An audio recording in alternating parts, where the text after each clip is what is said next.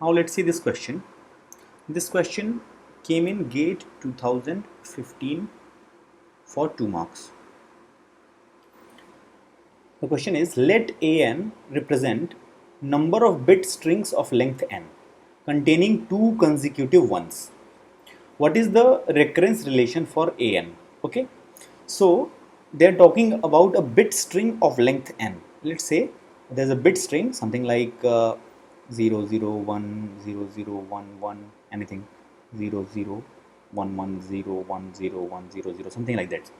So this is a bit string, and it is given that this bit string's length is n. So there are total n bits in this bit string. Now they are saying that what is an? An is that for a length n bit string, for particular n length, how many bit strings are possible such that they contain 2 consecutive ones. So this is an example of such a bit string which contains 2 consecutive ones. In fact, here one more such occurrence is there. So at least one occurrence of 2 consecutive ones is there, then that qualifies as our the condition for including that in our count. And for n length bit string, the an value represents the total number of such possible number of bit strings. Okay, so that is an. Now we have to calculate an, but see how they are given the options. In fact, this is actually indicating us that we have to think in terms of dynamic programming paradigm, where what happens is that we generally try to formulate a question in terms of its smaller subproblems. So if we are talking about n length bit string, what can we say about bit strings of length n minus 1 which satisfy this property? What can we say about bit strings of length n minus 2 which satisfy this property? What do I mean? It means an by 2 represents bit strings of length n by 2, number of bit strings of length n by 2 which have 2 consecutive ones. Okay, so is there a way in which an can be calculated in terms of its smaller value, something like an minus 1 or an minus 2 or both, or something like that? If we can somehow formulate an in terms of other smaller subproblems, then we will have a recurrence relation, and that is the recurrence relation they are asking in the question.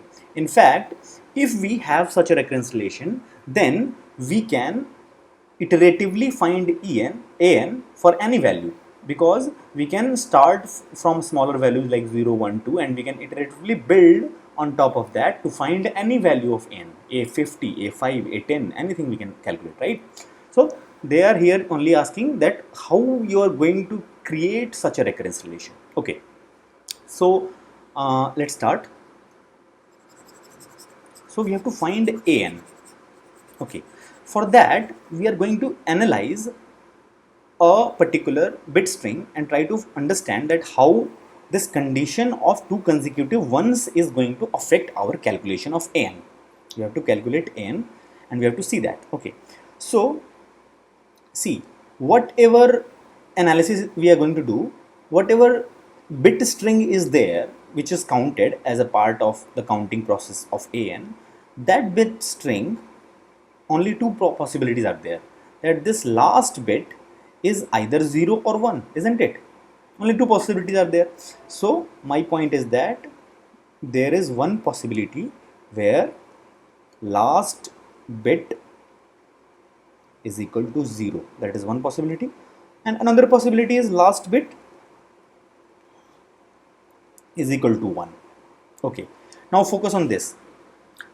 If last bit is equal to 0 and still if anything, that n length bit string is going to be counted in our an, even if the last bit is 0. Why that is happening? That can only happen when the first n minus 1 bits itself satisfy this property of having 2 consecutive ones. Then only it can happen, right?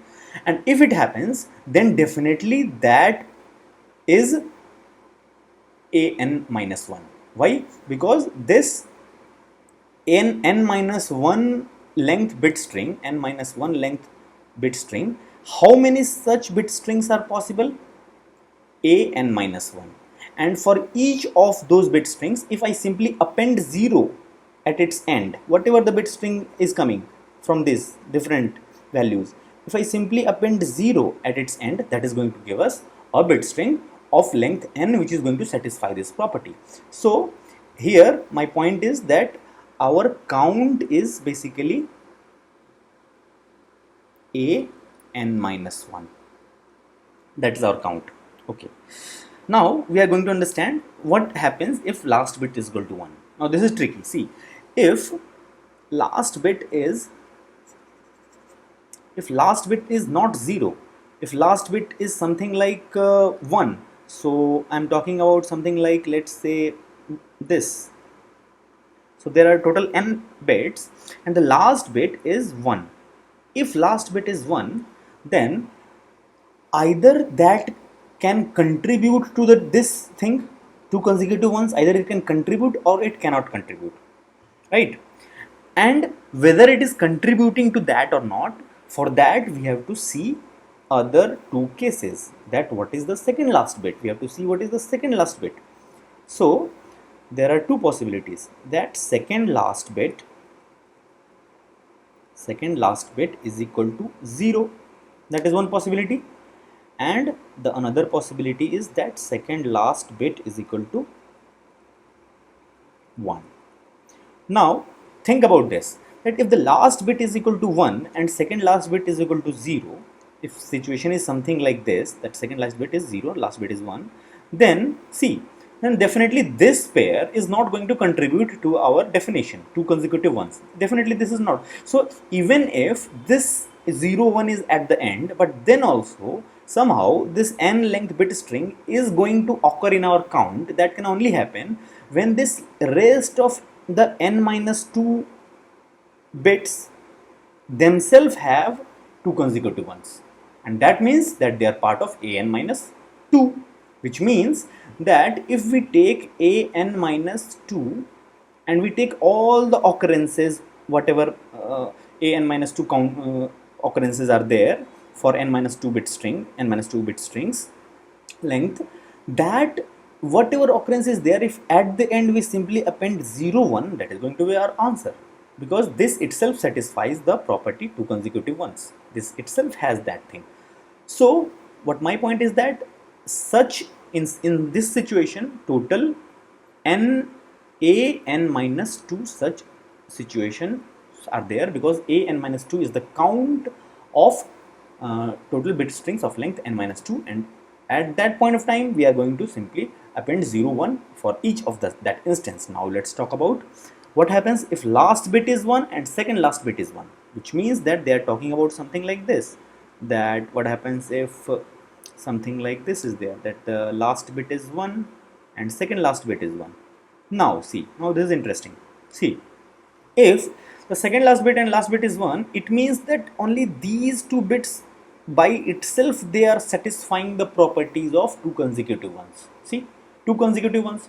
For n length bit string, the last two bits themselves are satisfying the property of two consecutive ones, which means that I don't care what this n minus 2 bit strings are there. Definitely whatever gibberish is here, I don't care, this bit string is going to be in my count. This bit string is going to be one of my answers, and that's why this bit string is the counting of this number of such bit strings will be something like that. I am going to fix the last two bits, which is last bit is 1 and second last bit is 1, and after that I don't care what is going to be happening here.